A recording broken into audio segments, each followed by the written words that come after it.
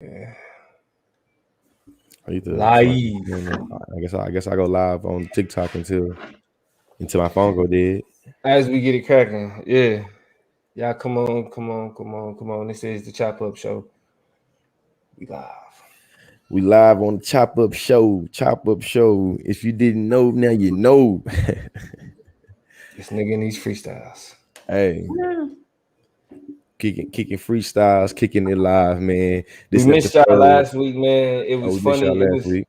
it was a lot of shit that happened last week that kept niggas out of the mix. I'm not gonna lie. Hey man, when life happens, man, life happens hard. You feel me? And sometimes Yeah. you know, just what I say, mental health is wealth, and I recommend any and everybody to go to therapy for whatever you're dealing with. You feel me? Because you know what I'm saying, it can help you process some things. You know what I'm Yeah. saying? Yeah. Absolutely. Yeah. What's up, folks in the Yeah. comment? Astro was good. Zamorian was good. Noel was popping. Pinky Howdy, Promise Life howdy. was going Pinky down. Promise. Theft Theft reported. reported. I remember. Let us know where y'all coming from, man. Where y'all checking in from? Cause we Yeah. coast to coast with this. But y'all remember how people used to have like them underground radio stations? Yeah, Like you know what and I'm it's pretty much saying? what podcasts have become. That's Underground. all that shit. That's Basically. My all mama it back in is, the day bro. used to be on CB radio, which was a whole nother thing. Which y'all know about CB radio? Mm-hmm. I don't know what CB stand for, but she used to that's how she met my daddy on the real on the cool. Like they used to get little individual, I guess, radio. She had a little closet she'd be in. She'd be like, and this I ain't lying. Let me make sure she in the chat. Her name was Bubbling Brown Sugar. And so yeah, used to have little nicknames like you get on there. Curl. Bruh, my daddy name on the CB from what I heard used to be Devil's Disciple, my nigga. Like what? Like what would why would you He even out here. listen? He out It here. was the whole vibe was to get like some little groovy little name, get on there, microphone check, everybody out there listening. It's This is. this Yeah, is yeah, and yeah. how y'all doing? And then they be out there like for real. I don't know if you ever noticed if in the city to this day, it's like you'll see like a Bronco or something, like an old school big ass truck with a 6 foot antenna sticking out the top of it. They got CB Mm-hmm. radios in that. Oh, they talking to somebody. Oh Hey, yeah. and too, man, everybody on TikTok right now, do me a favor and go on and go to the Chop Up Show on YouTube and go on and check us out, man. Everybody asks Yeah. about the podcast all the time. It's the podcast, it's the co-host right here, me, Toya G, the political plug. Tonight, though, we got us a nice conversation. You feel me? Y'all know y'all boy Robert Kelly. You feel me? Also known as the Pied Piper. You feel me? Also, shout out to Dr. Dancy. You feel me? He say, "Hey George, hey y'all, saw George on TikTok telling off a psycho white man who was talking about he wasn't white because he was Jewish Venezuelan. Because Mercy. man, you know how that happens, man. And with that being said, you feel me, man. Hey, Hey, so now what Dr. Dancy talking about is episode 4 of Conscious Conversations on the Consciously YouTube page. It's an open space, it's an open forum for dialogue. You feel me? hey, and And Toya, they say you the greatest on TikTok. Hey, big love to Adam everybody. Image say Toya is the greatest! Exclamation mark. You feel me? So Love y'all y'all. going on and go over to the Chop Up Show Yeah. tonight. We getting into R. Kelly getting convicted. You feel me? Of racketeering and sex trafficking and things like that. We also getting into children and dietary eating habits. You feel me? I said it right. Shout out to Noel, you too, for man, for just dropping that sticker right there. And what's the third topic? Third topic. Oh, we're gonna talk oh about we kids and eating No, habits. kids. I said that no, Oh, kids my and bad. eating. kids and eating. The And then third topic. vaccines, right? Oh, Oh, you talking yeah. about vaccines? We, Hey, listen, and too. hold on. We're not just talking about vaccines. Okay. We gonna have like as brothers and sisters and everything in between that, we gonna have an honest conversation. As intellectuals. It's We intellectual. just gonna talk about it when it comes to this vaccine shit. We Before got to before do it. we get too deep into these sticky issues, I don't know if we shouted out Selena, but Selena said we are their favorite podcast. Definitely popping in from Philadelphia, I think Pennsylvania.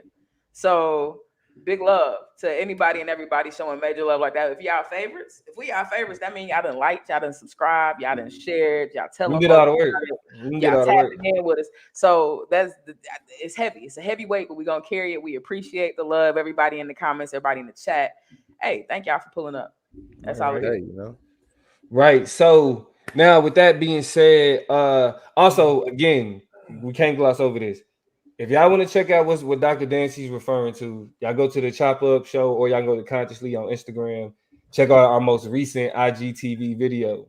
Okay, George was the moderator of a conversation, and by the end of the debate, I learned from Toya too. I learned from Toya how to have patience and how to, you feel me, how to give motherfuckers grace even when they don't deserve it. I swear to God, from being around Toya, I learned how to just really be like, all right, don't be reactionary, be proactive. Don't be reactive, be proactive, and just know whatever you say.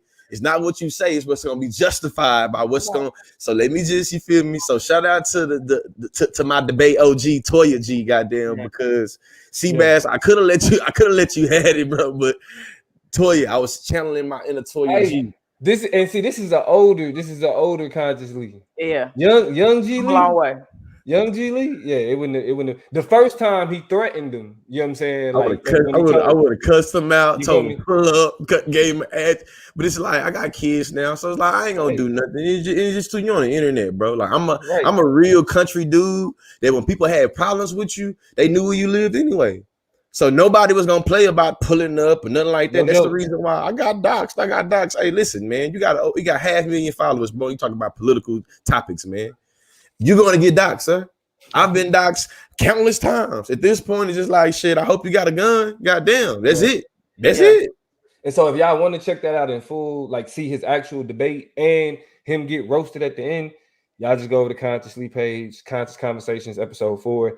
Yeah, man, that's enough about that sucker, though, man. We can go on and get into the chop up where it's never slopped up, goddamn. Because, you know, you got to stay sucker free in the land of lollipops. I just want to make sure that we endorse that here on the chop up. You feel me? And listen, that's not saying sucking is bad at all.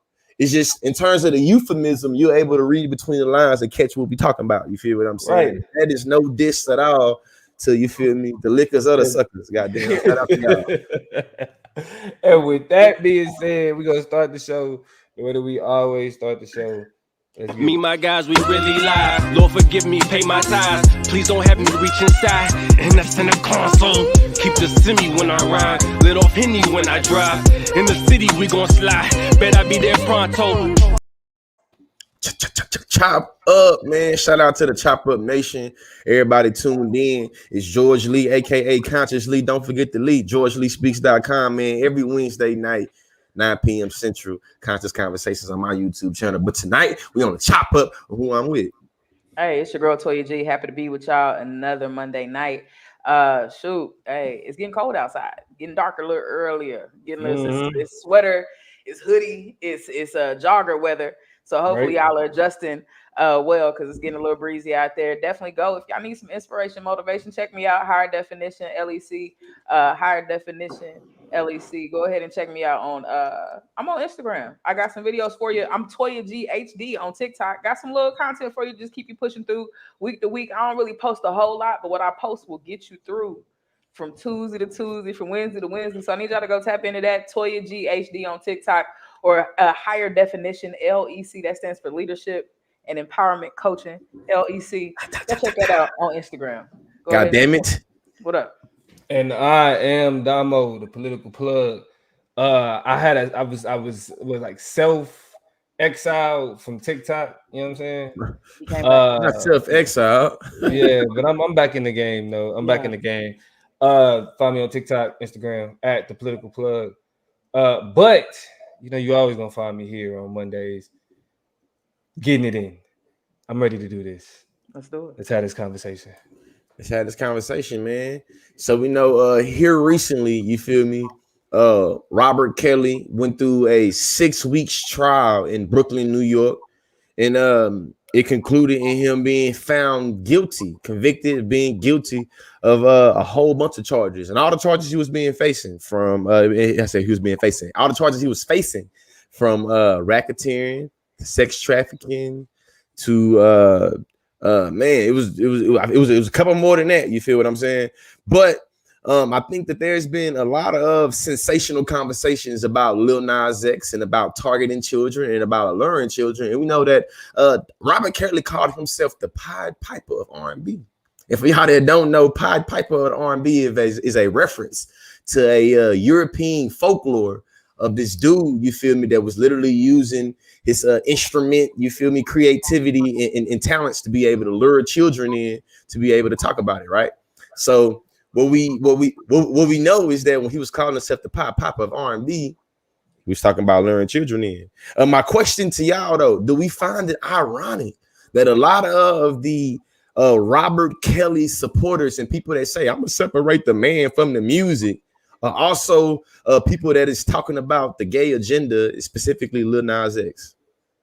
Well, I mean, I think it's a common contradiction in the ways in which heteronormativity has a way of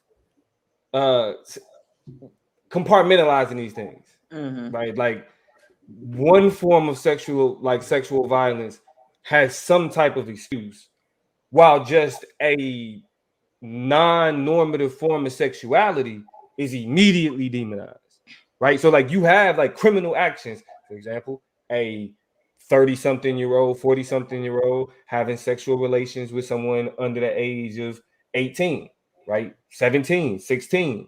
In R. Kelly's case, even younger than that. You feel me? These things are not just socially unacceptable and demonized, but also illegal. However, because of its proximity to heteronormativity, there are ways that these things are then justified. There was a different time.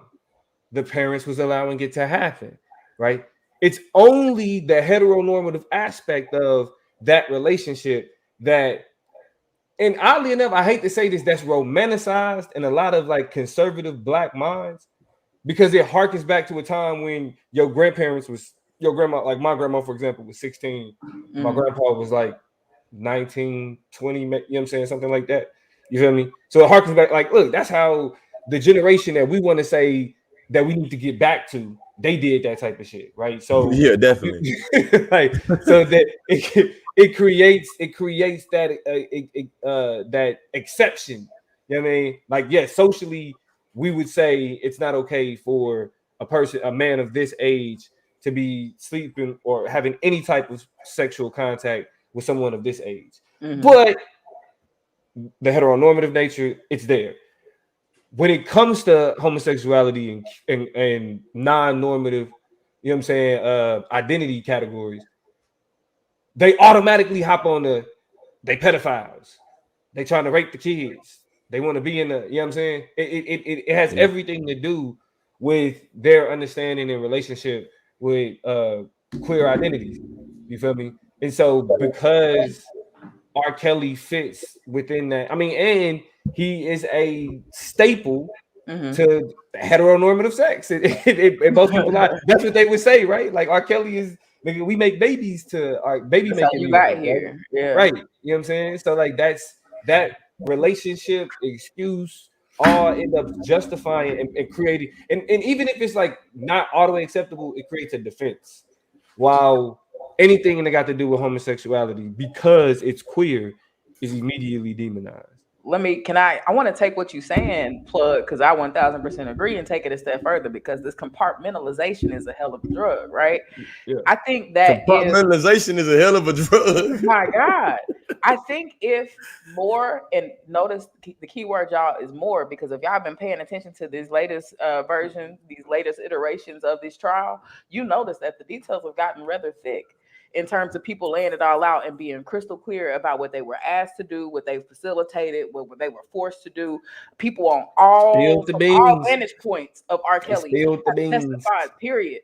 And so when we talk about compartmentalization, I dare to believe more Black people would be up in arms about this if the victims were not young women. Because of the heteronormativity involved in it, there's always going to be a level of skepticism toward those fast tail girls, toward what they really wanted out of them, there's always going to be that air of that. Even though we have literally parents coming out saying, no, this is what happened with my child, even though we have the victims coming out, it's always going to be that air of, but if it was little boys, and if most of the victims were young men, then things will be different. Now let's go ahead and backtrack. Notice I said most, because it came out in this latest round, this latest trial, that one of his victims, if not more, was a young man who was underage. So where's the outrage about that? If R. Kelly would have been found to have abused a whole bunch of boys, then that would have fit into the model and the cliche of what then confirms a lot of masculinity and a lot of, so you play with little boys, because it's young women, we don't have that same level of sensitivity, that same level of sympathy, and that same level of time and airspace for what they've gone through. But where's the outrage? Why not give up on him when y'all find out that he assaulted a little boy? He violates all of your heteronormative expectations, right? But no, y'all skirt over that part, dismiss that part. Y'all focus on the parts y'all want to focus on because of the selectivity of it, and we move right around and brush right past that. So it's wild, right? That compartmentalization has a couple different levels and layers to it, because one of those victims was a young man, but y'all still support him. Y'all still love him. Y'all still about R. Kelly. Don't that violate everything you believe in?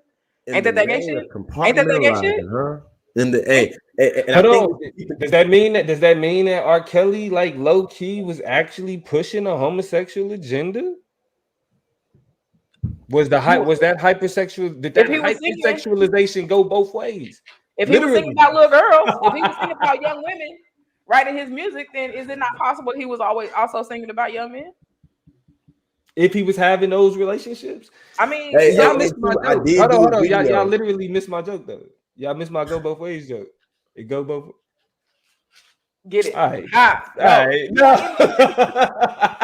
You know, even Murphy Lee said, "I'll tell you something now. You think twice about it tomorrow." You had to give me a chance to go back and pick that up, and I appreciate it. Go. Hey, but I will say that Stupid. Robert was able to. I don't want to say Robert. I think that the way in which the details came about, specifically when his experiences with, you feel me, abusing boys, you feel me, or abusing this boy, you feel me, particularly. I think that there was a lot of compartmentalizing that came about when everybody was all over, you feel me, all the other details about the R. Kelly, about they lying, the mama did this and she wanted to get this and she wanted to get that. I think that it said a lot, but just keeping the conversation though going in the name of compartmentalizing, right? Thank you, Chris. Hey, Chris caught the joke right here. Chris caught the joke. Hey, but in the name of compartmentalizing though, to the comment section and to y'all, do y'all think this is in line with or contradictory to people being able to say, I can separate the man from the music, especially when we talk about people outlawing people like JoJo Siwa's music or Lil Nas X music from the children because they are gay and they also make music? Okay, so pause the question one more time so I can make sure. The question, is it ironic or is it in line? That's what you said. Compartmentalizing? Yeah. Them saying we can separate the man from the music when it comes to R. Kelly, but no JoJo Siwa and Lil Nas X to the kids because. Yes, it's in line. And I'll tell you why it's in line with these exceptions, right? With this exceptionalism that people are taking to R. Kelly. And that's because I'm not sure, and I love my people. I love Black people, but I don't know what our line is. I from the bottom of my soul, I love me and mine.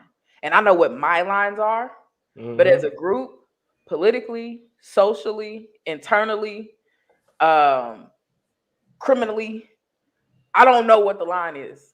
And so it seems like just the level of general selectivity that niggas have, like, I just can't be shocked that some people are still riding with him. I saw a video of people, bunch of Black women and some dudes outside of the courthouse today while he was found guilty of the federal crimes he was found guilty of today, blasting R. Kelly music in the park, shouting, slogans of protest against his criminalization. And I was just like, what is the line? So, yeah, it's in line with everything that I've come to expect. And I say that sadly because it is the truth. Well, yeah, I think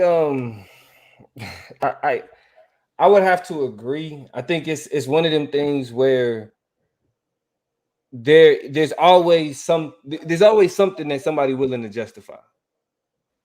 As long as they got a reason to defend it, because there's an attachment there, right? That they're not willing to give up. And I'm not putting the sexual violence attachment, you know what I'm saying, on the R. Kelly, but there's the nostalgia. There's we have a different relationship with music and Black artists because of what they mean for our culture, like writ large, like how like how they've impacted, like, you know, like again, like removing R. Kelly's catalog from like the black mix, it leaves a hole. Just as Like millennials, in the name of Space Jam 2, like, but I Believe I Can Fly was played at every graduation we had. Every graduation from kindergarten down to I listened to in third grade. They played I Believe I Can Fly every morning. Every morning we sang the national anthem, the black national anthem. FBI. All I wanted was the chicken wings. Come on.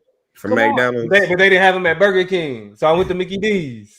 Like, come on, you know what I'm saying? So like removing, he had a gospel career for a second. You saved me. I'm just saying. Like, listen, I've listened to that song. Name of love. I've listened to that song and cried. I reached out. He looked over in the back seat. He could have died in that car accident. You know what I'm saying? So it's to me, I feel like I find it contradictory, fam. I don't find it in the same line. Like I ain't wrong. I get the compartmentalizing. It's just like you compartmentalize to be contradictory in this instance. Because to me, it's just like, how can you separate the man from the music and saying that you still even listen to R. Kelly's music because you like his music? But if your kids like Lil Nas X, you feel me, then they being programmed to be gay. And to me, I just find it contradictory in being able to say, so you don't feel like listening to a child pedophile makes you a child pedophile, but do you think listening to a gay person makes you gay? To me, it's just like that's contradicting. Like, what? This is where, right. And I guess this is how it kind of gets flipped on his head. Yeah, the fact that there's a contradiction is what keeps it in line. You feel me? Like that there's constant. There are no morals outside of what we want to maintain. Period. Like, and again, when we talking about heteronormativity, the morals exist within heteronormativity. So as long as there's a relationship within this vein that can be justified somehow, you gonna hear that justification, right? You gonna hear it, but it'll never play out on the other side, right? They'll never look at themselves and say, I'm defending someone who is known to have sexual relations with children, even though they'll flat out say Lil Nas X is ruining our kids. They are okay because listen, let's go back to, like, you know, what is it, psychology 101, sociology, cognitive dissonance. Yeah, it's easy. This is my core belief. I have to maintain my core belief. I can't operate outside of that. You know what I'm saying? That gay shit is outside of my core belief. Hey, that's literally how they say it too.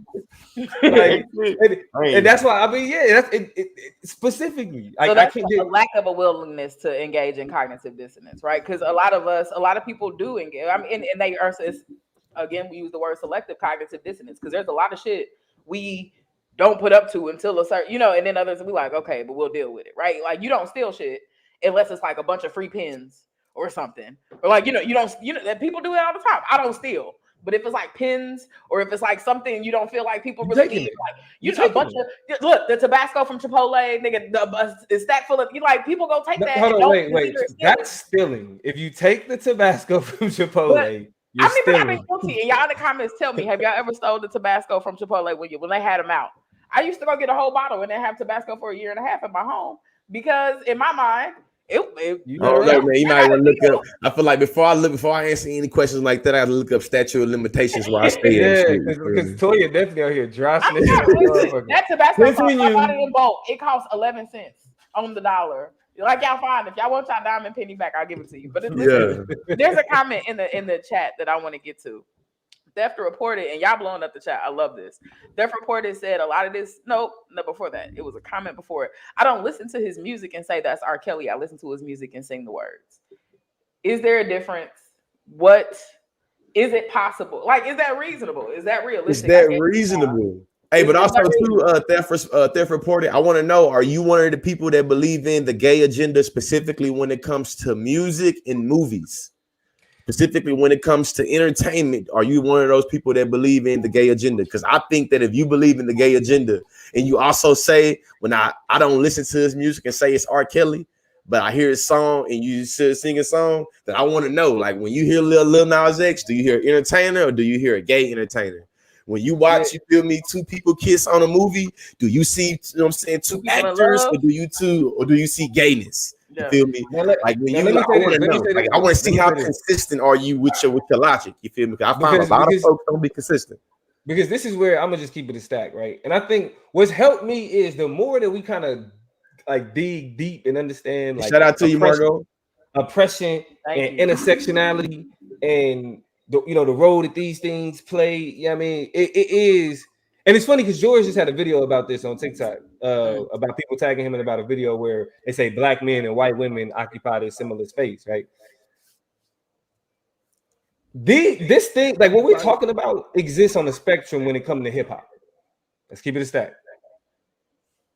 When like violence against women, you know what I'm saying? Like degrading women, all of these things exist in various forms throughout the medium, throughout the culture. And it's always to a certain degree, how acceptable are we okay with it because we fuck with the music? You know what I mean? I can say that there's certain things in certain rap songs, like a song like you had Get Loose by T.I. I respect women. You feel me? Like I think women should be respected. I think women should like in terms of sexuality, be who they, all that freedom should be respected and have the freedom to do whatever. Get Loose go hard though. I would jam the fuck out. But there are a lot of people that would say that song is not a song that respects women, right? And because I fuck with the song, there are certain things that I'm willing to defend solely because, even though I know you're right, but here's the justification. You know what I mean? That's why I feel like we have to draw a hard line at certain places because it's already too much that we're justifying. Okay, it's already too much that we allow. Theft Reported actually is in line with what you just said in terms of them answer your question. They said, and answer George's question, actually, I don't hear or see a gay agenda. The videos go too far sometimes because they don't censor them anymore for children. Yeah. So, and that's not a gay agenda person. I mean, because that's what it is. Yeah. Some people are going to disagree with me about this, but this is my personal belief about a lot of what is out. I think that children are just introduced to too much sex. I do. I feel like kids just see too much sex in general. Too many people doing too many sexual things. They don't get a chance to nurture good, healthy friendships, know people as friends without sexualizing themselves in relationship to other people and trying to figure out what are we, how do you feel about me? That's do you respect me? Do you give me dignity? In what ways do you try to make me a better person? And be like, you know what I'm saying? We don't spend enough time teaching kids how to do that stuff before we sexualize everything. So I just think kids see too much sex. And I don't know what age I think is right. I haven't thought that far. I don't have any kids to speak to and claim any stake in that. But that's just my kind of perspective on the issue. Queer, trans, well, not trans, that's a gender expression, but and a whole different conversation. But gay, bisexual, all of those, like, can we just talk about it when I feel like everybody's in a place like dating time? I think when I want my kids to start dating, a little bit before that is when I want to tell them about that. And I think 14 is a nice, like ninth grade is a nice age to go kick it with other people. Specific? You know what I'm saying? So 14, you thought about this. Told you thought about this. I'm piecing it together while I talk to it. But all of this to say, that's kind of where I feel is in line with what the homie Theft Reported is talking about. Because I mean, it's just too much sex for young folk. I think they think about wrong stuff. Yeah, I do too. I think there's a sexualization that occurs way too early. And again, that sexualization is typically considered okay as long as it's heteronormative, like the little boyfriends and little girlfriends. And I'm even, because I think my son is cute as fuck. You feel me? So like in my mind, I'm like, gonna be a little lady killer, but like I don't even put. It's just like that's what you do. You know what I mean? That's what you do. I'm just being honest. This is the Chop Up Show. You know what I'm saying? Like, just not that much left. So it's being honest. I think I need a soundboard. I need a soundboard. I need all that shit. Man. I want to be able to. Horns or something. But we got to step it up. We got to step it up. And so I definitely I agree. But I want to ask y'all this before we get too deep into it.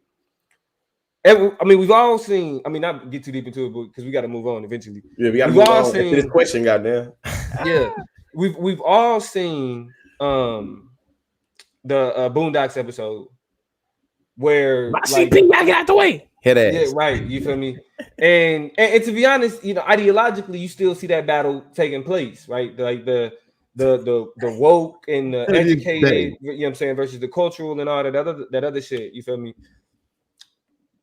What do y'all think caused that cultural shift? Because Aaron Magruder was criticizing that like the relationship that was taking place, but in a lot of ways he was criticizing the way that people was defending R. Kelly, like how they celebrated when he got off, all of that type of shit. That criticism doesn't seem as relevant anymore. Like one, with him being convicted guilty, and two, like there is more of a group of black people that's like, that's unacceptable. We can't really rock with you like that. What do y'all think was responsible for like that shift taking place culturally? I think that the intersection or overlapping or Venn diagram, as someone put it, I feel like the overlapping of people being able to be exposed to recognizing like sexual development, recognizing like really how pedophilia and recognizing how grooming works, and also being able to see like, man, I remember growing up seeing that shit and I don't think it was right. And being able to recognize just that now the world that we live in, I feel like there was a lot of enlightenment that happened in terms of autonomy and a lot of enlightenment that happened around, I think, sexual violence specifically. You feel me? Like with the Me Too movement, with us being able to have more genuine conversations about, you know, women's, you feel me, should really just autonomy, like women's rights, women's sexual liberation, women's, you feel me, like, motherfucker, this because I'm showing some skin, don't mean you can touch me, don't mean you this, that, and the other, you feel me? And just really being able to think about there was an old culture, you feel me, of people being able to groom women. You know what I'm saying? And just being able to see that it wasn't just a black thing, but seeing that it was literally a Western society. I ain't gonna say Western society, a world, social.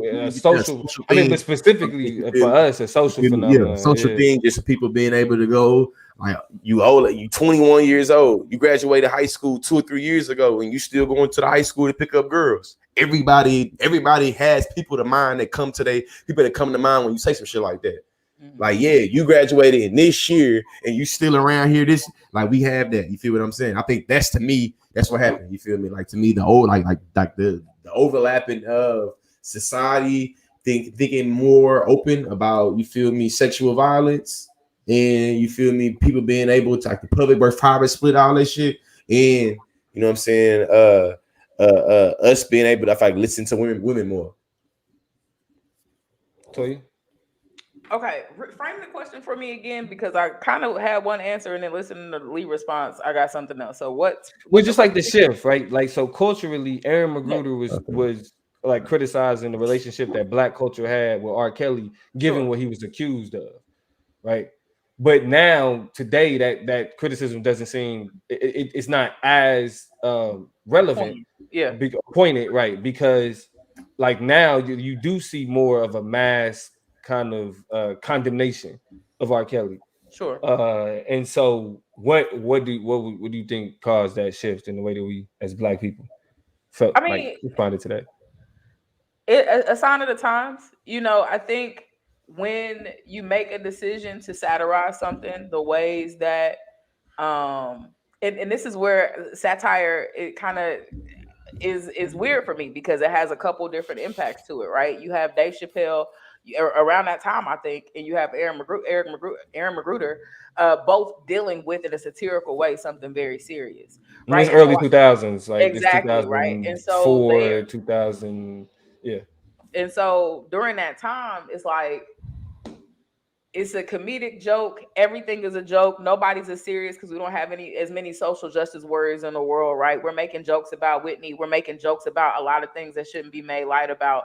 And that's a sign of the times. But satire does what it's supposed to do. It takes something serious and makes light of it to turn around and kind of force the conversation about the serious thing in the first place. So for some people, it did start to facilitate the conversation and open up and bring to light, like, wow, we got famous people using this as a punchline. It is a big story. It is something we should be talking about. Now we're circulating in our communities as things that we're at least hashing out and talking about. So that's forwarding the conversation. And I think setting us up to, like I said, a sign of the times, just what was happening naturally and organically in society. Me Too, women's empowerment, always kind of being on the move, us having conversations about what does and is or is not sexual violence. You know, we're just having more of these conversations socially. But satire also gives people, and this is what I'll close it here, the opportunity to laugh at and be very flippant and dismissive about the serious nature of some things. And because somebody in their favorite comedian was able to write an episode that they can always go back to and watch, or, you know, do a we have that, like, we have that social reference. Exactly. Some people just don't know that the joke is a joke, that the joke is not really a joke. Like, it's deeper. Like, and that's what comedy is. It's made for people who want to sit at the surface level and get it, but it's also levels and layers to jokes for people who want to think a little bit more deeper, who want to explore that. Some people stay at the top, you know, at the top level of it, and it's like, damn, you know what I'm saying? You open up a can of worms and allow people to laugh and make light of something that ain't fucking funny. You know what I'm saying? And so I feel like the relationship between past and present, Aaron McGruder and the times of now, are both good and interesting. And, you know, I think par for the course is people become more empowered and able to talk about the violence that they've experienced, particularly his victims in this case. Yeah, I mean, the last thing I say about it is I agree with what y'all saying, and the only thing I'll add is what that led to was more of a discussion of how these things aren't just, you know, episodes of SVU, but normalized everyday violence. You feel me? Agreed. The things that we kind of like ignore and push past. And I think that's what, as much as we talk about, we looked at Me Too as taking down powerful men. It was more about kind of pointing out how, when these instances and these conversations about like being a victim of sexual violence occurred, there was always somebody that would be like, that happened to me too. And the conversation shifting from, like I said, these crazy serial killers, you know, wild, super deviant motherfuckers, to it's regular deviant motherfuckers that's really like feeding this beast. You feel me? And that the conversation shifting to that normalization is how we got to this. We got to that point. So yeah, we go ahead moving forward with George. Yeah. Hey man, with that being said, I just want to remind y'all to make sure y'all keeping that same energy when it comes to talking about separating people from music, and or talking about programming of children, or talking about, you feel me, the conditioning of different symbols and messages coming from particular positions. And because they come from that position, that mean it must be that. You feel me? If listening to R. Kelly, you feel like don't make you a pedophile or don't push you into being, you feel me, a sexual deviant, then I don't think, you know what I'm saying, you shouldn't have that same energy when it comes to the people of the LGBT community that decide they want to be artists, or decide they want to be actors, or decide they want to be, you feel me, musicians. You feel me? I think you got to keep that same energy. But with that being said, education is elevation. What's the next shop? Before I slide into the next shop, want to shout out YB Entertainment for showing love. Kiana, I don't want to mispronounce your name. Kevin, as usual, popped in. Geeky, Lester J, y'all blowing up the comments right now, having these conversations, and we seeing them. Can't always talk about everything, but definitely showing love to y'all for popping in and keeping the conversation going. Gratitude, Griot, definitely got love for you. Thank you so much. The surgeon, the boss, Eric, Robert Williams, everybody in here just talking. Jessica, we see y'all. Khadijah, definitely big love to y'all. Everybody in here just contributing to the conversation. Selena, all of y'all, thank you so much. I'm gonna go ahead and move over to what we gonna call the family chop. The family chop. And for the family chop, I want to talk to y'all about, you know, y'all know I be on the Twitter. And a little Twitter conversation that was introduced by Joy Reid. Now, if y'all not familiar with Joy Ann Reid, she is a political commentator on MSNBC. She's on MSNBC. I didn't want to say and then she was gone or something, because, you know, she's a host, actually. She's not just a commentator, she's a host. Excuse me, and I want to give credit where credit is due, because she is definitely one of the leading Black women. And you know, MSNBC is tanned as fuck these days. Period. But Joy Reid, being the Black mama that she is, jumped on the Twitter the other day on the 23rd and tweeted something and said, "Y'all are out here negotiating with your kids about what they're gonna eat for dinner?"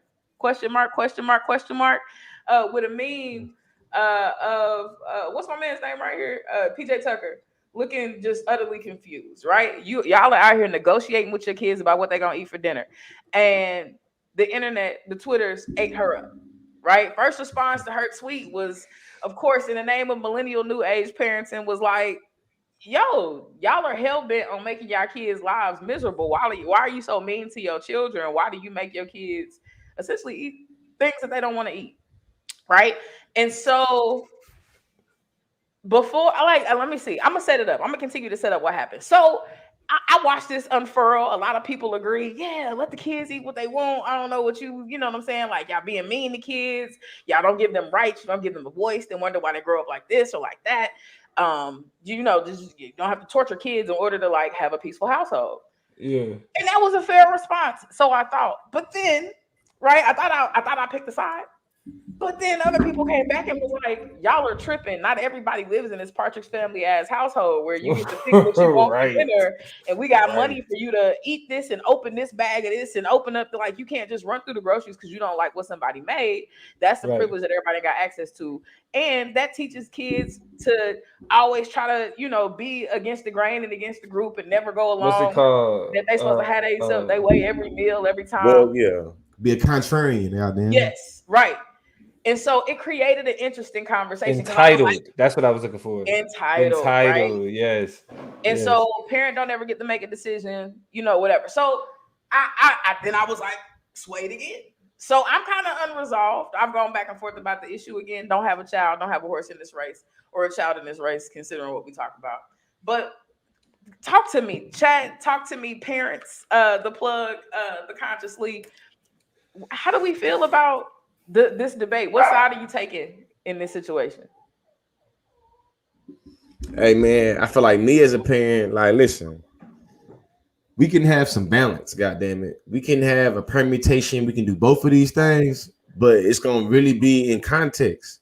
It's like if you feel me, want to have something that I feel like ain't that good for you to have right now, or it's just past a certain time, and it's like, hell no, y'all be messed up. It's time to go to bed. You eat that and make you want to go to bed. Then I'm not trying to hear this. You feel me? No. Daddy said what he said. But there are some times that I feel like my kids should be able to have some input on what he or she is eating.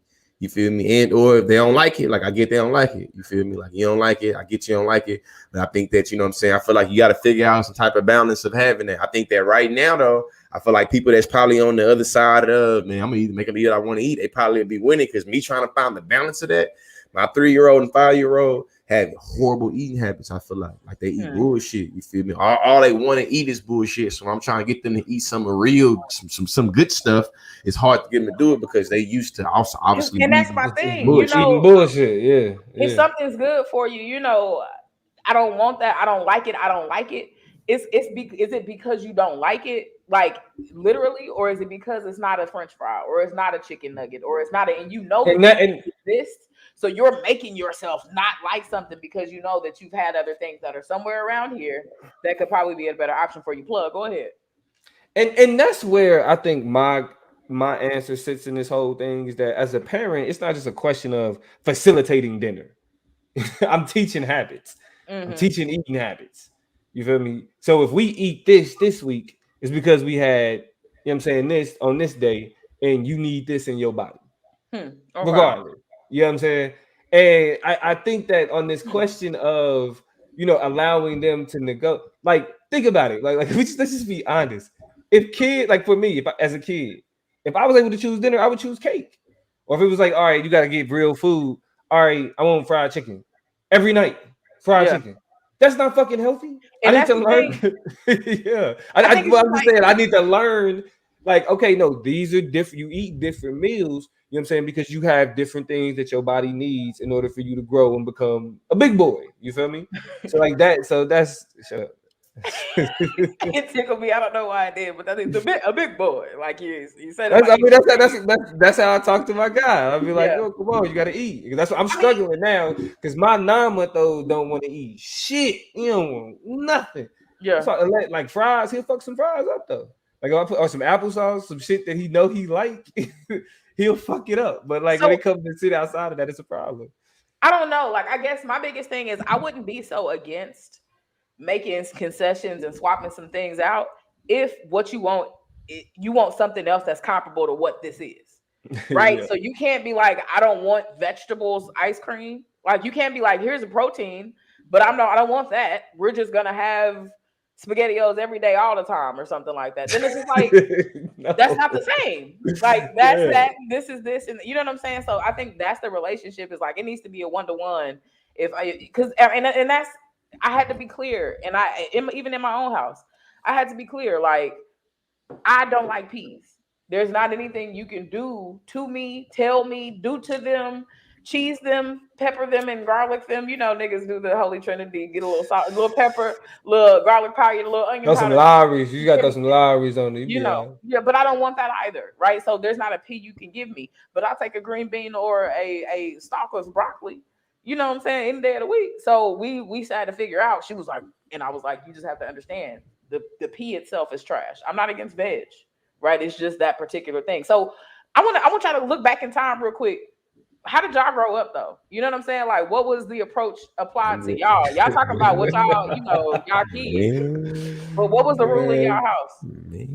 Go ahead, Joe. Yeah, you can't even open up 2 bags of cereal at the same time. Yes. Right. That's a fact.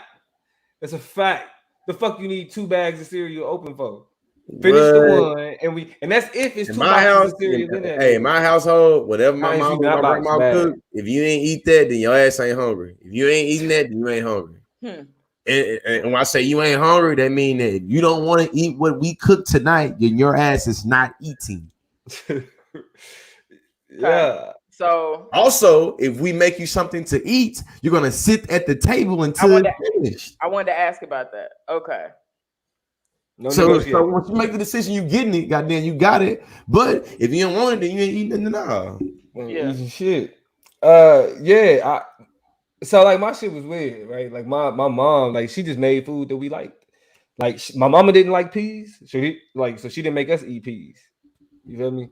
I mean, it's probably like a handful of times where I was like, I don't want to eat what you cooking, because like she made good food. Like probably the only thing that I didn't really like to eat that she made was probably like green beans, shit like that. But like, when my mama made salad, when she made carrots, corn, whatever, you know what I'm saying? She cooked in a way that we liked. But my grandma though, like I had, like she was more loving and exploring with it, you know what I'm saying? Like, so she was always about, trying something new. Don't say you don't like it, try it, because and because she would always say grandma knows.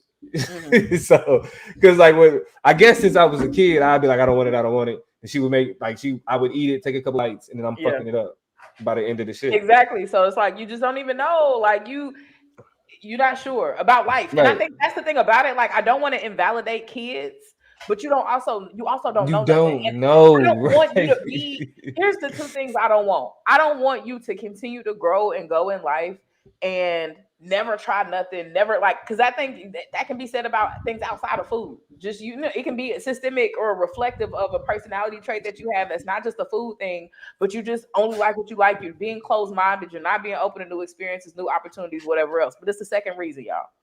I also don't want to have the kid that goes on dates with people and you get unique opportunities to go do some cool shit and you getting chicken tenders and you getting chicken. Yo, I'm not raising that child. Toya, because I'm gonna be for real. I feel too. My friends, my friend, like my daughter gonna be like that, and my son gonna be like me. Listen, my wife like that too. My wife, we can go to a seafood restaurant. She getting chicken tenders. Come on, grown people. But that's what I'm saying. Grown people that do that, Faith, I judge y'all. Tell Faith I judge her, bro. Like if you go somewhere, like if you go to just like a place, you know what I'm saying, and they got all this shit on the menu, and your grown ass end up with chicken strips, chicken nuggets. Like, I be feeling bad because like I like a good burger. I like to try burgers at different places, but in certain places it's just like, okay, they probably got a good burger, but let me try, you know what I'm saying, something else. You feel me? Yeah. And so like, and because my grandma taught me to explore. You know what I mean? Like try different things because you might like it. I mean, but grown ass people I just want a burger and some fries. It's duck on the menu, but you can try some. Try it. You know what I'm saying? Now we got these comments is going off. A lot of people chiming in. I won't possibly be able to catch up with y'all. But Medusa show off. I want to know. You said I don't understand why y'all act like it's an issue to make the best decision for your kids. Which side of this debate are you falling on? I want to kind of be sure that way I know how to interpret that. When you say what's best for the kids, do you mean? Obviously, I'm dictating what they eat. Man, I'm making them eat what they want to eat. I know what that is from parents. Got it. Like, yeah. She said you making the best decision. I know what you need to eat. Here's the thing. And the reason why I latched onto that comment in terms of making the best decision for your child is that a lot of people in the comments, and I asked y'all why y'all had, y'all about y'all's experiences for a reason. A lot of people in the comments on the other side of this debate was like, you know what? I got whoopings. Like people was like, you don't eat, I'm gonna tear you up, you wasting my money, we ain't gotta like that. And people, were punished like physically. People was like, you sit here, whatever. People, I slept on tables, I slept at tables, waking up 3 or 4 o'clock in the morning, whatever, still had to go to school, but they wouldn't let me get up. Then whatever. Other people was like, I've been forced to eat this food. And my parents didn't realize I wasn't just say I didn't like it because I didn't like it, and years later found out I was allergic to it. Right, you know what I'm saying? So there are a lot of, kids throw up, can make themselves throw up. I done seen some actors in my time, and so kids, like, you know what I mean? When kids cry too hard, they lose their lunch. You know what I'm saying? So, people are like, they thought I was faking crying, and nah, I really threw up.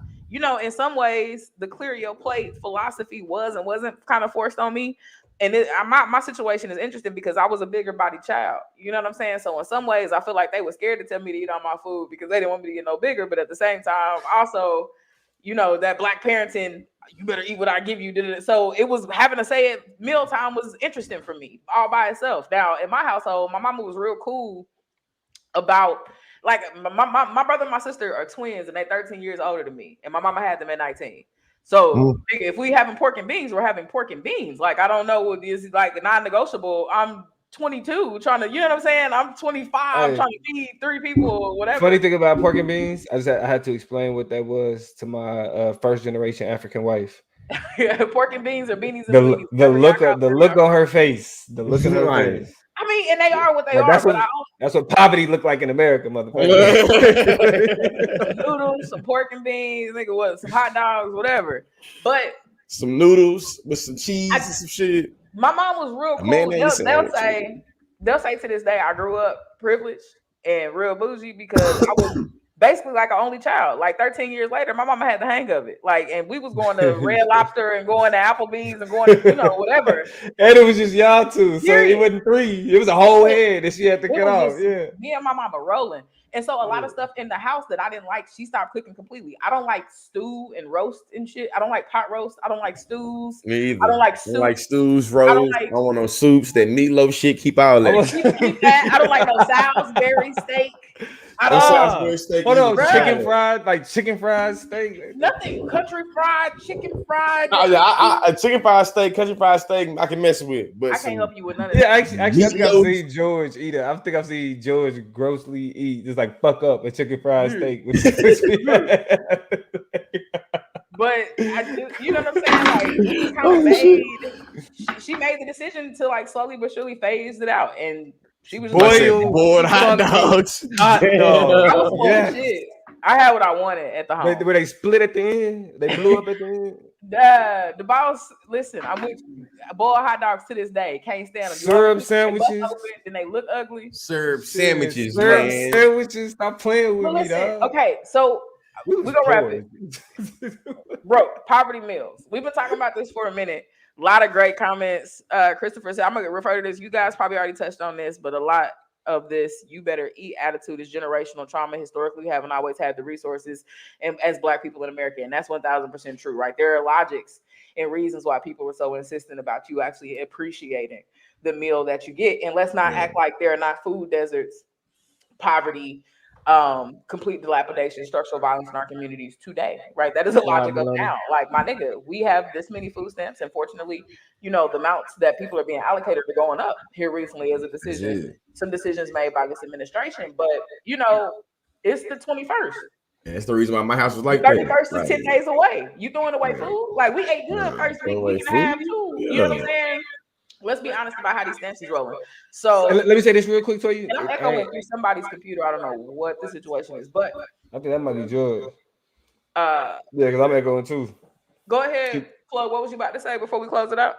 The one thing that we also want to remember though is that just to kind of like you said, we was eating good, and then all of a sudden it's like, nah, we ain't eating the same way in different parts in the month. It's the end of the month. Kids don't understand that. Like 1 minute, mama like, yeah, we can get some McDonald's. The next minute, we got food at home. So sometimes, like, that confusion came from kids not understanding financially what it meant and what it took to feed everybody. You know what I mean? And so like that played a large role into it. Well, I'm gonna close it out by shouting out Kevin, who's been in the comments giving a lot of insightful things from the perspective of a parent, talking about, you know, the things that they've tried, the things that they've gone through, even the reality of the fact that a lot of food we were forced to eat wasn't even healthy food for us to be eating in the first place. When we talk about Black people in relationship to unhealthy eating habits and various diseases and illnesses that are common in our family, is because we was forced to eat stuff that we probably shouldn't have had, you know, huge portions of in the first place. We love our cultural foods, right? But a different approach to what we're eating and how we're eating is a level of consciousness. One thing that Kevin pointed out, and I want to talk to y'all about either tips that y'all use with your children or tips that you wish people would have used with you. One tip Kevin used was the 3-bite rule, right? So I'll let you stop eating something that you say you don't like, but take 3 bites of it. I think that's fair, right? If you have an allergic reaction to it or something like that, at least we didn't give you a whole lot of it. You know what I'm saying? We didn't shove it down your throat. So if you're allergic to it now, we know that. But if you don't like it, you at least probably respect it. You gave effort. You tried to respect the money that I spent. You know what I'm saying? It's just a level of effort on everybody's part to just understand something. You try something new. Maybe you won't hate it as much next time. Maybe I can get some feedback. What do you think I could do to it to make it better? Well, you won't know if you didn't take a couple bites of it. So it leaves some space for some conversation. And I really like that, Kevin. So shout out to you. Definitely shout out to you, Kevin. Yeah, plug and lead. Either what is one tip that y'all actively use or that you wish would have been used on you that you think would be a perfect situation to figure out dinner time? Well, I really don't have complaints about how I was fed, to be honest. Mm-hmm. And I'm only 9 months in the game, and I'm losing right now. So come back to when I get it right, then we'll have this conversation, because right now, like his Heisman game is strong right now. Like you know what I'm saying? Like and it's crazy how like direct it is. He's like, I don't want the spoon. Mm-hmm. Get it out of my face. I don't want the peaches. Get it out of my face. So I'm losing that fight. You don't want advice from a nigga who's not there yet. So I think that when I first started out, I started out good. I started out good with Izzy. I was an undergraduate. No, I was in graduate school. I was at home a lot. I was thinking consciously about what she was eating. So I had her snacking on a whole bunch of fruits and vegetables. Like she was used to like eating like cucumbers, tomatoes, bananas, all type of fruit and vegetables. Literally, like that's what we would snack on together. Mm-hmm. I think that, man, by the time my son was born, I started working and started being more on the go. Now my kids more used to like pizza, Chick-fil-A. You feel me? We try to stay away from the McDonald's. Every once in a while, we'll throw it in, but we try to stay away from the McDonald's. But we definitely give them some Chick-fil-A. Definitely give them a Nutella sandwich. You know what I'm saying? Now though, what I try to do is give them fruit in every like when I have fruit cut up at the house, give them fruit in every meal whatever I give them, and I find they usually like they'll eat something. You know what I'm saying? But other than that, man, it's really just been a struggle, and now trying to get my kids back to eating how I had Izzy eating. Insane, just don't like vegetables and fruit at all. Yeah, like he just don't. You feel me? Like sometimes he'll do vegetables anyway, but he don't eat fruit at all. Really, it's just very weird. I feel like fruit. Yeah, I feel like I failed him though. I feel like now that I did research on the shit or whatever, I feel like I gave him so much. He had so many artificial flavor, and you know what I'm saying, and sugar shit, and make it where the natural shit don't taste the same. You feel me? Until little kids taste nasty, the natural foods, because they're so used to artificial flavoring. Right. So like now I'm trying to get into that. But I feel like, man, I might have to just be old school hard with them for a little bit. Like, man, this is what we got right here, son. You got almost I give them options. It's like you got both of them. Because now eat like, you feel me, the white girl from Get Out, goddamn. She wants to eat some cereal and a cup of milk, nigga, and not together. You feel me? Or some goldfish and a piece of cheese or some shit. Yeah. Like, what are you doing? So, you know what I mean? I try to get her. I feel like she eat kind of better, but you know what I'm saying? I see right there too. You feel me? Processed foods. That's right now what I have to bake my kids from and recognize too. That I feel like I've eaten so much processed food, and I used to eat so much processed food that it's just like hard to break away from the chains of Man, I said for as long as I can, like my kids not finna have nothing. Like if it's not 100% juice, you can't have it. If it's got high fructose, like, and I think everybody sets out to be that parent, but I just think, it's not a reason. And I understand the convenience of it, and I get it. And so I don't want to speak out of turn on this because I know parents just like, you just don't understand until it happens to you. Hey, I get it though. I really do want to keep it. And I think as just a child who grew up, y'all, my highest weight was, I ain't even gonna drop the digits for y'all. You know what I'm saying? And in the age I was at when I was at that weight. And it happened to me by surprise because I was an active young person. Like I wasn't just sitting on my hands, just doing whatever, but just to fatness and bigness and body, fat phobia, a whole other conversation. It's not about that. It's about living a healthy, long, functional life, which even at the size I am now, I'm not thin or small, but I have more control over my body and what it's doing and how it's doing that. So I just want to equip my kids to do that. And I set them behind by, like you said, limiting McDonald's. Like I want to keep them away from McDonald's for as long as humanly possible. Like that'd be something that I go off on one of my family members. But they was like, yeah, we was over here and we took them to McDonald's for what? For what? If you didn't have money to go get them something a little bit, you know what I'm saying? Because that's how kids see them arches and symbols and pop culture or whatever. They connect to that stuff and they get addicted to it, not just because of how it tastes, but what they feel like it's supposed to represent in terms of rewards and stuff like that for them. So just thinking, more full-fledged about the young people we're raising, the decision-making skills we equipping them with, the diversity of foods, so like you said, you did with Izzy, the fruits, the grapes, the bananas, the whatever. We got to, a lot of that. Man, this conversation pulled a blessed and appreciated. Yesterday morning, me and Izzy ran through a whole. Me and Izzy ran through a whole bag of grapes together yesterday morning though. So we still doing good. But my Zane ain't nothing about it. He ain't talking about it. Well, listen, we appreciate y'all tagging in and talking about this. I feel like I'm about to mispronounce the first name of this, but DeJure and the Boss. Thank you so much for showing love and tossing a donation, just a love gift to us. We definitely appreciate y'all getting up in here. But that has been the Family Chop. What we got next? So really quickly, real quickly, you feel me? We're gonna try to keep y'all too late because this is a conversation that we want to actually carry on, right? But it's something that we got to address on the chop up. And we're going to address this respectfully. You feel me? And we're going to address this with love because we're talking to the Chop Nation. You know what I mean? And Chop Nation ain't no echo chamber. You feel me? Like it ain't about motherfuckers just sitting around agreeing with each other, but it's about having healthy dialogue, even about certain things that we disagree with. You know what I mean? Recently, we talk back and forth, got our group chat. We have conversations about, content, what we should add, what we should share to the channel, to the page on Instagram. And recently, Toya. Me? Yeah, I'm gonna show the image. I'm talking about the I know. I'm being facetious. Oh yeah, you sold it. Recently, Toya wanted to know if she about a certain post and if it was acceptable to go into the chop up. Let me share my screen here so we all know what we're talking about. It's this post right here. Can you make it bigger? Oh, we go. Let me see. It's little.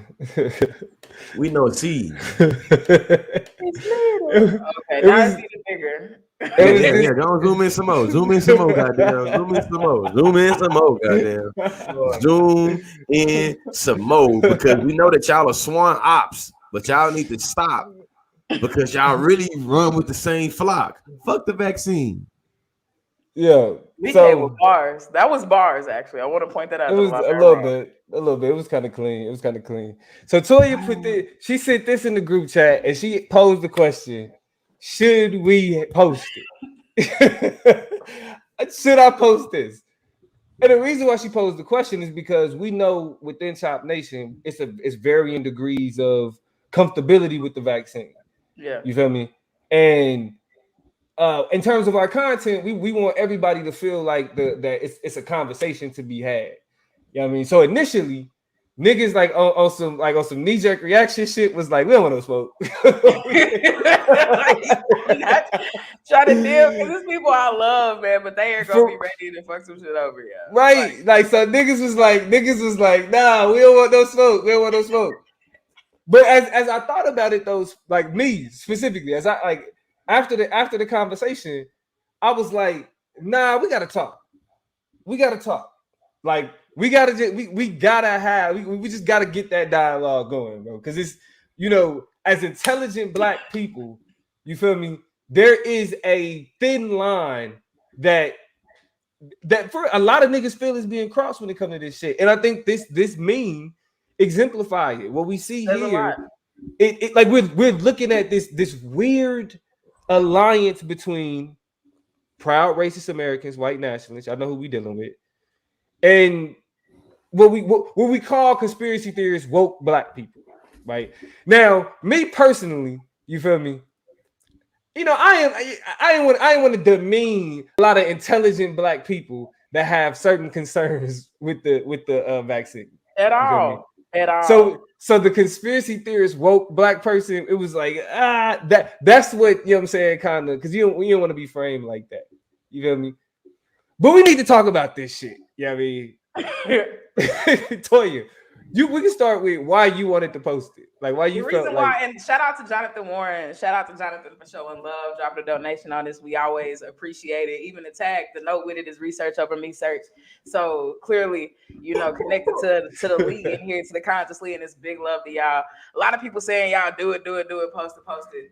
And here's why it was intriguing to me, why it captivated me. I have said in other contexts, and I try to be, we talked about cognitive dissonance, right? I try to be consistent. I try not to engage in cognitive dissonance.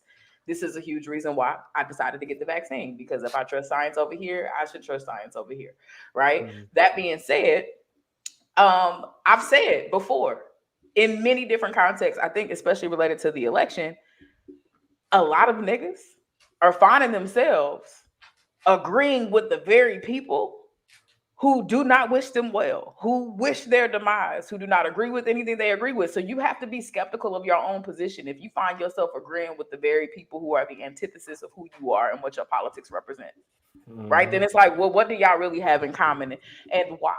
Right now, so that really is the logic of what why this jumped out at me is really interesting, because conspiracy theorists, woke people have no space, no place, no room, no time for proud, audacious. Man, they said the coronavirus was started by 5G towers. I mean, and so I have my questions about the foundation on which a lot of these people in their understanding stand. Being I was told if I took the vaccine, I'd become transhuman, because Congress said it's passed some bill that said that taking the vaccine make you to be transhuman. I was then told by somebody else that Bill Gates is running some population control scheme, and that if you take the vaccine, you're gonna be a part of the scheme and you might get, you know what I'm saying. I was also told that, you know what I'm saying, getting the vaccine will mean that you will be sterilized. You won't be able to make. We heard about Nicki Minaj's cousin and the balls of the baby daddy brother. We heard about all of that, right? We know what can happen from the perspective of these people if you get the vaccine. It's an interesting world. Go ahead, Plug. Yeah, so I mean, the reason why I kind of I wanted to put this out here is because I do feel like, you know, there needs to be a presentation of facts from both sides. Mm-hmm. Yeah, I mean, like, because I feel like a lot of the people that tune into the Chop Up will, like, and if we just being honest, because of the views that you find here on the Chop Up, specifically as it pertains to women, homosexuality, trans, anything like queer, anything, you feel me? The motherfuckers who believe in the 5G shit and all that don't fuck with us. Mm-hmm. You know what I'm saying? Because more than likely, if you believe in some 5G shit, you think there's a gay agenda, and you're not gonna be happy with you here on the Chop Up. I'm just being honest with that. You know what I mean? So we don't have those people, but we got some logical people that's like, I'm not feeling the vaccine. So this is what we want to do on the Chop Up. We're vaccinated. We think black people vaccinated. Yeah, thank you, George. We think black people should. Yeah, George was. I was the last one to be vaccinated. George was the first. I was the most apprehensive. Just being honest. But with that being said, we want to facilitate a healthy conversation on the chopper, right? With y'all, or somebody y'all know, or somebody y'all fuck with.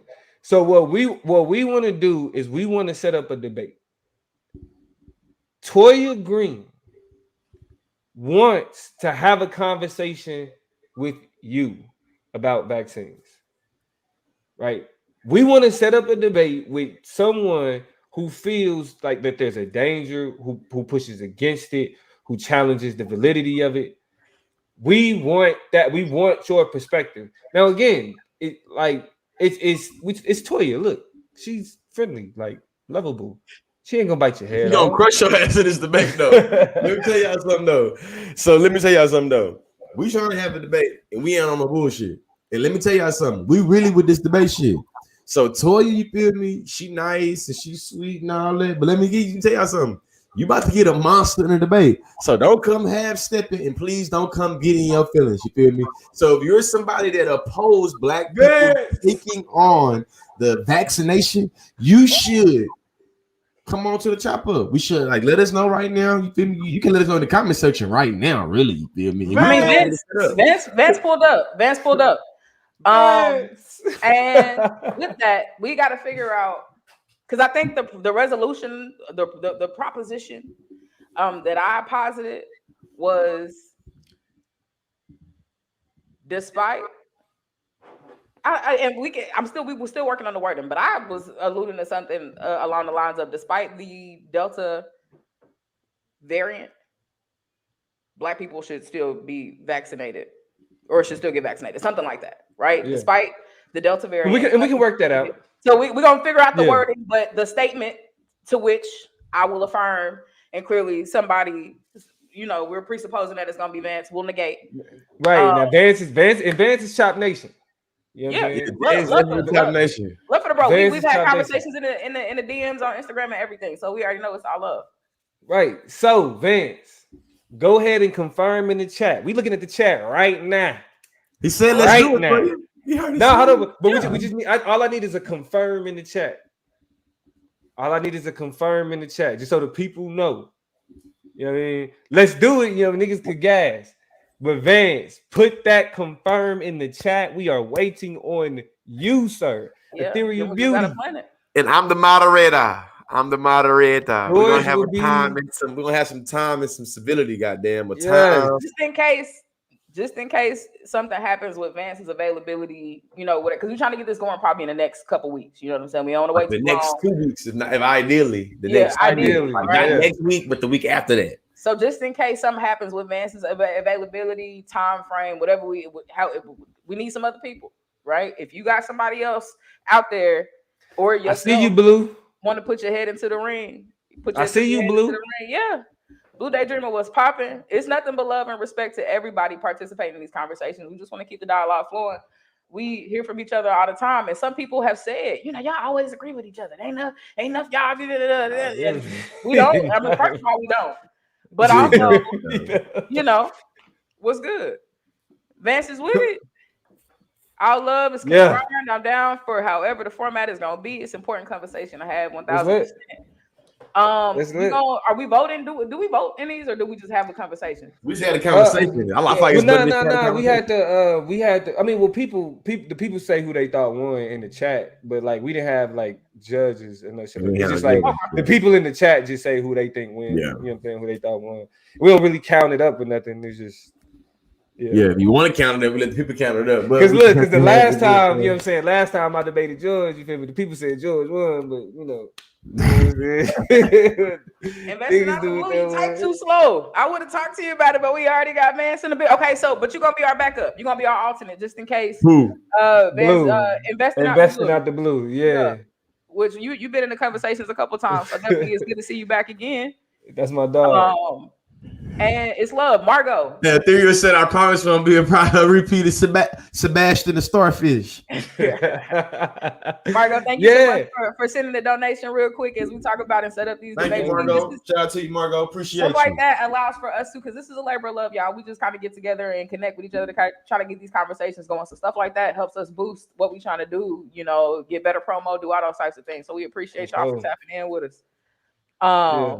But so I was about to say Lance. Vance confirmed we're gonna sit in the DM, you know what I'm saying? We're gonna work out a format, you feel me? We're gonna work out a resolution, a topic, you know what I'm saying, a thesis for the conversation to operate around.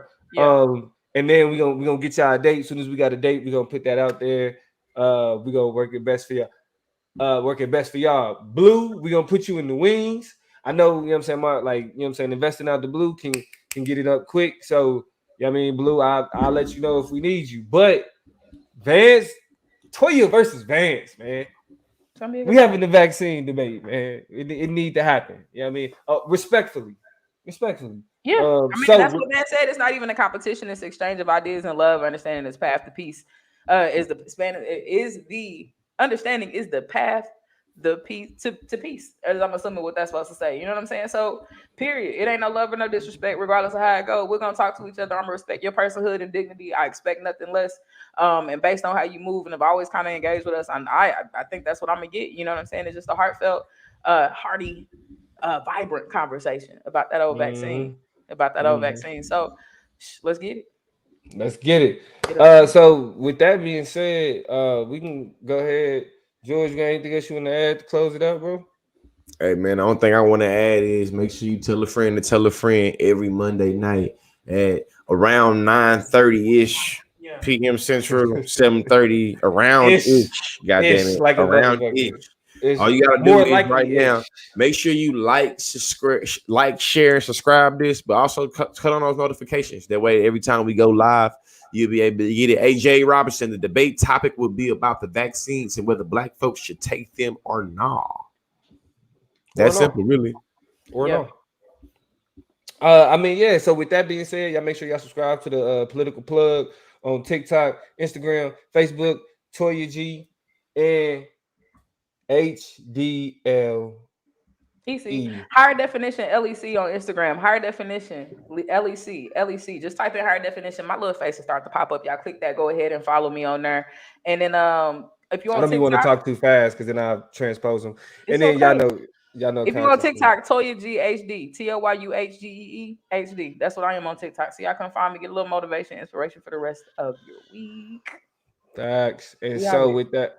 Now that we done got all that out the way, all the branding, we're going to go ahead and close this thing out the same way we started. We out of here. Me, my guys, we really live. Lord, forgive me, pay my tithes. Please don't have me reach inside. And that's in the console. Keep the semi when I ride. Let off Henny when I drive. In the city, we gon' slide. Bet I be there pronto.